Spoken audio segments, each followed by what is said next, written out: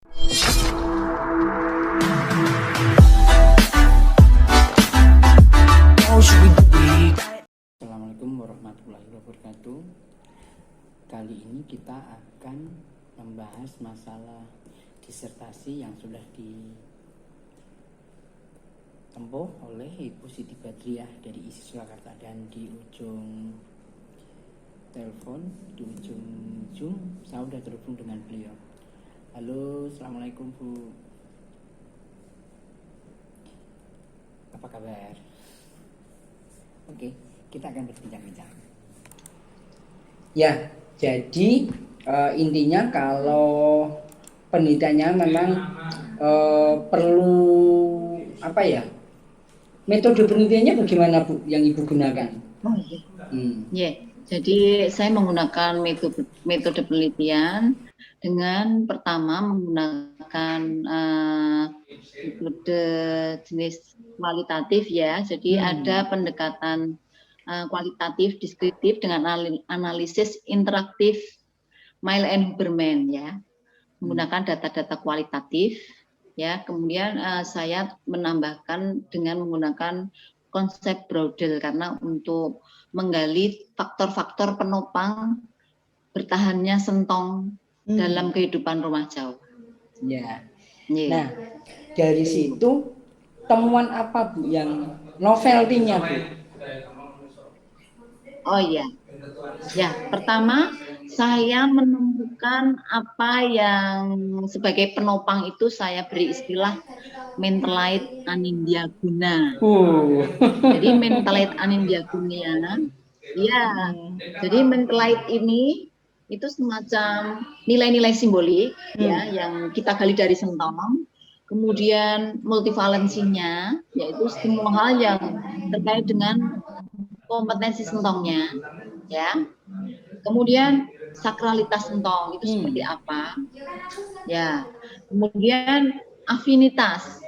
Jadi afinitas itu juga semacam ketertarikan yang pada kepentingan yang sama ya. Jadi masyarakat Jawa ini ternyata membutuhkan sentong untuk sesuatu yang dianggap baku dalam kehidupan mereka. Tapi dalam kehidupan itu modern, kemudian ada saya temukan lanjut. Nah, berikutnya saya menemukan konsep kebertahanan sentong sendiri. Punya Pak Bambang ramai sekali itu. Iya, sebentar. Ramai sekali punya Pak Bambang. Suaranya. Saya mau dulu. Oke. Suaranya kayaknya. Sampun nggih? Dengar Pak? Ya. Oh iya. Jadi saya menemukan konsep kebertahanan yaitu di Aswanda ya. Jadi Dwi Aswanda ini semacam konsep yang memberdayakan sentong, nilai-nilai sentong melalui dua segmen baku yaitu edukasi dan ekonomi kreatif. Ya. Jadi ada dua hal segmen baku yang bisa memberdayakan mentalite anindyaguna tadi. Nah, kemudian saya menemukan juga spasial energi yang dihasilkan dari sentong itu, bersumber dari sentong. Kemudian dari situ saya menemukan konsep interior yang terkait dengan ruang sakral yang namanya Hastu Anindyaguna, yang nanti akan saya tularkan ke mahasiswa atau sebagai perancangan yang gimana seperti apa aplikasinya di dunia perancangan. Seperti itu Pak Bambang. Bu, dalam dunia modern peralihan dari masa kolonial menjadi milenial itu terjadi kira-kira di apa ya yang menjadi peralihannya ya Bu ya? Gimana? Jadi kan orang dahulu itu kan masih menggunakan sentong, kemudian anak milenial itu sekarang mungkin sudah mulai meninggalkan. Nah, peralihan ini terjadi tentu saja. Pas apa? Jadi ada peralihan-peralihan itu karena faktor-faktor pengaruh budaya lain ya, sehingga menganggap sentong itu berkurang sakralitasnya. Dan sekarang dalam konteks rumah sekarang modern itu memang jarang, hanya masyarakat dengan strata tinggi aja yang mengadopsi karena memang kualitas rumah tradisional itu membutuhkan dana adopsi dengan kualitas yang sejenis, artinya sejenis dalam ranah standar rumah tradisional Jawa, khususnya yang bangsawan mungkin ya, atau priayi, itu tentunya membutuhkan dana yang tidak sedikit. Jadi Betul. itu hanya golongan-golongan the have atau mungkin yang menengah ke atas saja yang bisa mengadopsi itu dan masih meyakini bahwa mereka membutuhkan ruang yang menjadi pusat kendali dalam sebuah tatanan rumah tangganya atau rumah hunian mereka. Beda dengan orang modern. Orang modern akan berpikir simple karena itu mainstream dari barat atau pemikiran dari barat yang semuanya simple, semua orientasinya logis, realistis dan praktis gitu aja. Beda dengan zaman konsep-konsep yang kita gali dari budaya Jawa. Mereka masih memikirkan kualitas ruang itu memang memiliki peningkatan kualitas ya. Jadi nggak sekedar ruang, tapi membutuhkan tatanan yang terkonsep secara baik, baik itu secara fungsi praktis, fungsi simbolis dan fungsi estetisnya tidak akan lepas. Bedanya itu. Ya, jadi memang terjadi perubahan fenomena dari masyarakat zaman, kalau boleh nggak saya katakan zaman kolonial begitu, kemudian berubah menjadi dalam milenial. Nah, kemudian zaman sekarang, kira-kira masih berapa persen ya? Persen kalau dipersentase dengan golongan milenial, Bu, kira-kira? Oh iya, kalau rumah tradisional Jawa itu kan membutuhkan dana yang banyak ya. Artinya memang tatanan, kemudian komposisi ruang dari mulai kunjungan pendopo, paringgitan sampai dalam ageng, ke sentok, kemudian ke gandok, kemudian gadri, pawon dan lain-lain itu sangat kompleks dan membutuhkan lahan yang luas ya. Dan sekarang mungkin kondisinya hanya orang-orang yang berduit saja yang bisa mendirikan itu atau menciptakan sebagai mengedukasi bahwa saya ini memiliki prinsip. Artinya saya adalah pengembang tradisi budaya Jawa. Itu konsep itu nggak semua orang punya karena memang melihat situasi dan kondisi masing-masing. Seperti itu. Kalau zaman sekarang, Bu, orang masih memiliki sentong ya. Apakah fungsinya juga masih sama dengan zaman dulu? Kalau ada yang begini ya, mungkin yang sekarang yang sudah artinya dalam kepangeranan yang itu benar-benar rumah tradisional yang menjadi cagar budaya ragawi secara nasional ya, itu memang sudah menuruni kualitas fungsi yang menurun. Jadi tidak digunakan ritual-ritual yang seharusnya dulu ada, tidak semuanya terjadi. Tapi paling tidak yang saya lihat, yang saya terutama yang menjadi objek material yang saya jadi objek amatan saya itu masih digunakan sebagai ruang pasucen ya. Artinya dia masih tetap berkontemplasi di situ, melakukan semacam lelaku ya, itu masih ada. Tapi memang tidak sebanyak zaman dulu ya, karena memang pengaruh-pengaruh budaya yang lain itu sangat mempengaruhi dan membuat kualitas fungsi sentong ini menurun, sudah pasti.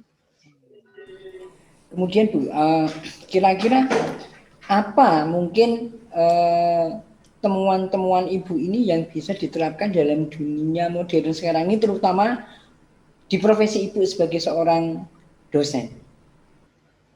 Oh ya, banyak sekali ya, khususnya di bidang edukasi, itu temuan saya mengenai mentalit Anindya Guna tadi itu mengandung nilai-nilai baku, baik nilai moral ya, nilai estetika, nilai-nilai yang berkaitan dengan kognisi, berkaitan semua hal yang terkait dengan sistem-sistem yang ada dalam budaya abstrak pemikiran manusia ya.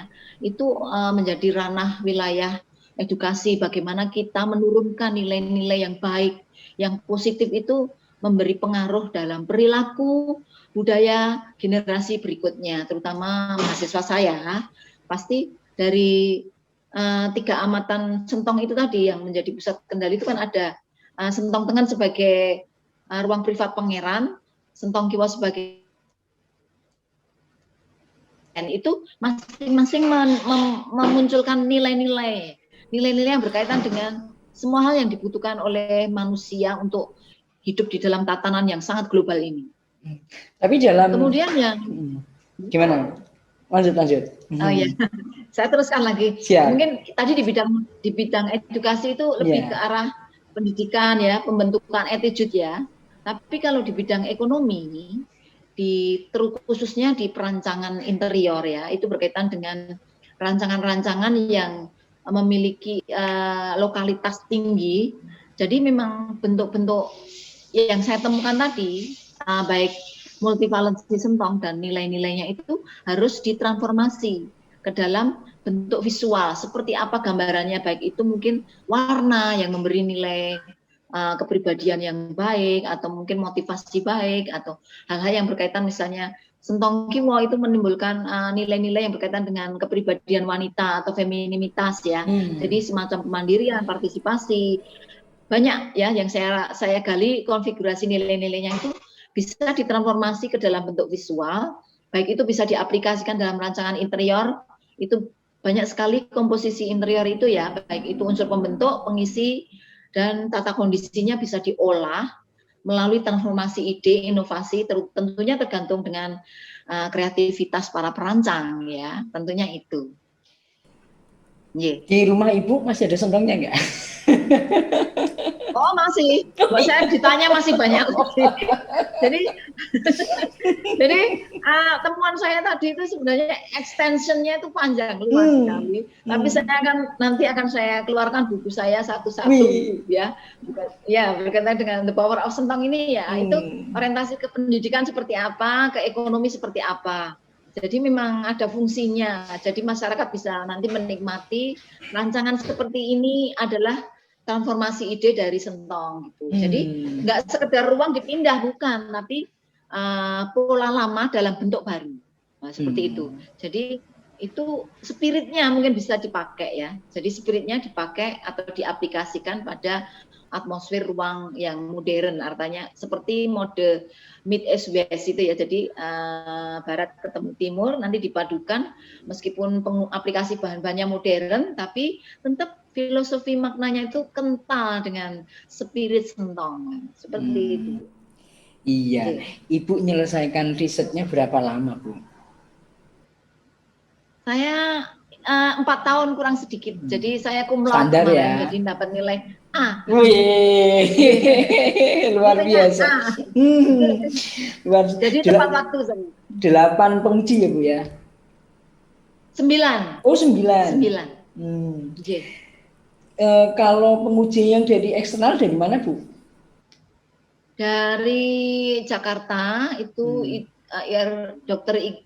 Yuke Ardriati, kemudian Dr. Titis dari UNS, kemudian Dr. Rahmanu dari UNS juga, kemudian ada juga, tapi yang promotor saya itu dari dalam institusi saya, itu dari Profesor Dr. Darsono, kemudian Profesor Dr. Nani, itu pembimbing saya, kemudian Dr. Yuke dari Universitas Pancasila Jakarta. Jadi yang eksternal mungkin ada 3 ya, 3 orang. Ya. Nun sewu, usia Ibu udah berapa? Biasanya sensitif kalau wanita ditanyakan usia. Nah, saya udah tua, karena saya banyak. Usia berapa Bu? Saya 51. 51, maaf nun sewu.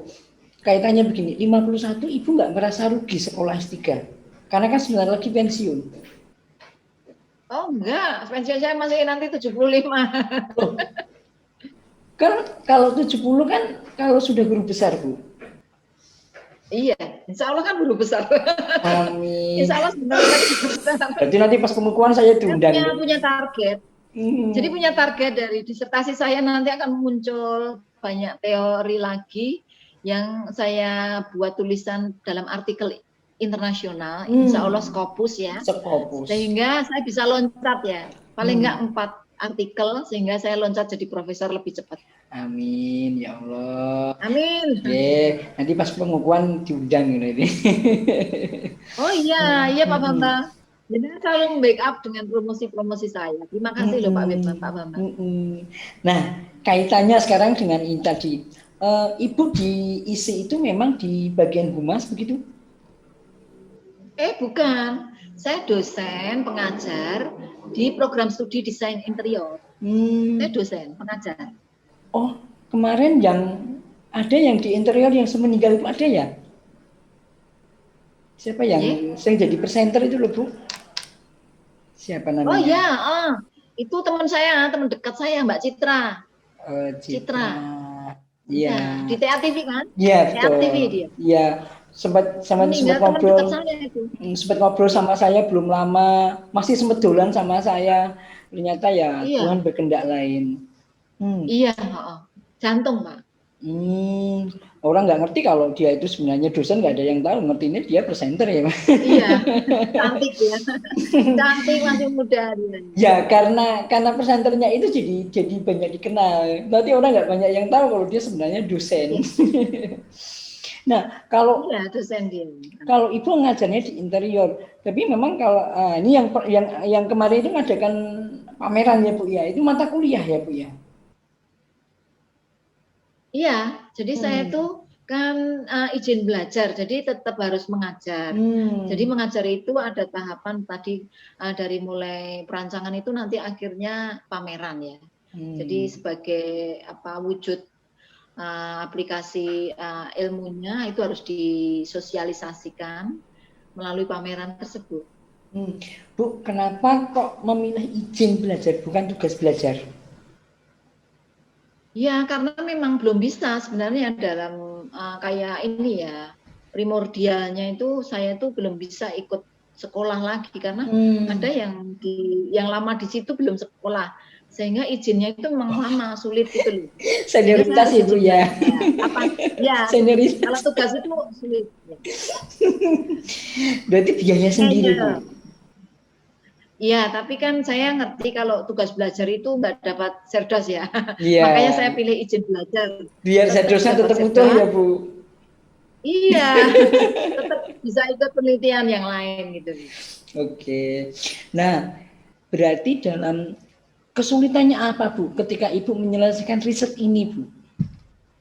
Mungkin pengalaman ini bisa untuk memotivasi teman-teman yang sedang sekolah S3 sekarang. Oh iya. Mungkin kesulitannya ada setiap mahasiswa akan memiliki perbedaan ya. Jadi masing-masing kondisinya berbeda. Mungkin kondisi pribadi juga sangat mendukung bagaimana manajemen pribadi mengelola studi itu supaya balance antara keluarga dengan studi, antara pekerjaan yang lain itu harus balance ya, seimbang. Lah itu nggak semua orang bisa membalancekan ya. Kemudian kedua, koordinasi dengan pembimbing atau promotor itu penting sekali karena memang kadang rezeki nih itu dapat promotor yang mungkin agak memiliki hubungan yang sulit ya. Hubungannya itu kadang beliaunya sibuk mungkin seperti itu atau mungkin ada hal-hal yang menjadi kendala. Jadi untuk konsultasinya agak sulit ya seperti itu.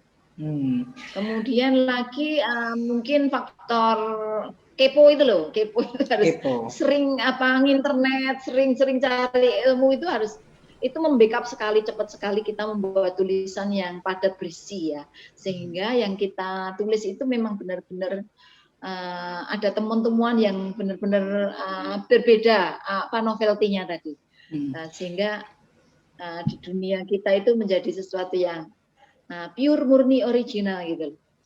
Ibu kan risetnya itu berkaitan dengan budaya Jawa.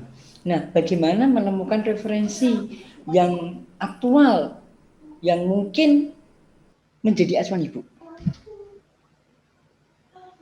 Saya membutuhkan dalam referensi ya, itu selain pustaka, saya menggunakan narasumber yaitu purpose sampling ya, jadi memilih narasumber yang benar-benar mumpuni, artinya paham betul mengenai bagaimana kehidupan sebuah rumah tradisional Jawa, terutama Sentong ya, itu pengetahuan kultural orang Jawa itu harus saya gali benar-benar dari beberapa narasumber ya, sehingga saya mentabulasinya, saya abstraksi sehingga menjadi temuan-temuan yang saya analisis berdasarkan kebutuhan masyarakat dewasa ini, sehingga muncullah hal-hal yang murni, artinya novelty tadi, sehingga baru bagi dunia ilmu pengetahuan, karena memang di Indonesia itu membutuhkan kekasan yang perlu dimunculkan sebelum diserbu orang lain,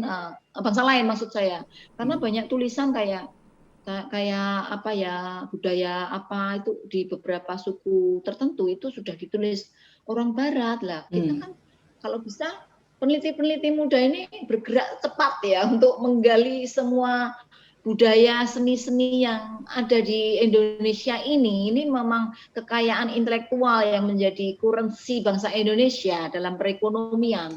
Karena apa? Di Indonesia itu memang tingkat tinggi, artinya yang dihargainya memang di kesenian dan budaya. Kalau teknologi sudah kalah, ilmu-ilmu yang eksak itu kalah sekali dari mereka. Makanya kekayaan kita itu ya disinilah, makanya Institut Seni Indonesia benar-benar dibutuhkan di Indonesia. Apa perasaan Ibu setelah selesai dari program dokter ini, Bu? Perasaannya gimana sekarang?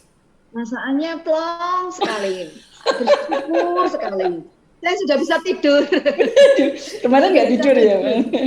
Oh enggak, saya kepikiran ini. Pas di ujian tertutup itu banyak masukan atau kritik dari beliau-beliau ya. Sebelumnya kan ada ujian komprehensif, kemudian kelayaan, kemudian tertutup baru terbuka lah. Nah di sini di tertutup ini saya dilepo-lepo banyak catatan, banyak sekali yang kira-kira kok banyak sekali yang harus dibenahi, artinya banyak yang kurang, sehingga saya memacu saya untuk membenahi segera sehingga saya siap di ujian terbuka, sehingga menghasilkan nilai yang baik. Ya, yang namanya mahasiswa ya, mahasiswa manapun pasti akan tetap kalah sama dosennya gitu ya. Oh iya, betul itu. Nah, kalau begitu bagaimana waktu itu tipsnya Ibu bisa selesai tepat waktu? Ya, pertama ya itu tadi, saya harus mengelola manajemen fokus kita. Jadi kalau kita pada saat tertentu kita akan ketemu dengan lingkup keluarga, ya kita fokus di keluarga aja, tinggalkan itu laptop. Baik, jadi itu tadi bincang-bincang kita dengan Bu Siti Badriah, seorang akademisi dari Institut Seni Indonesia yang baru saja menyelesaikan program doktornya di bidang desain interior. Semoga perbincangan ini ada manfaatnya dan Assalamualaikum warahmatullahi wabarakatuh.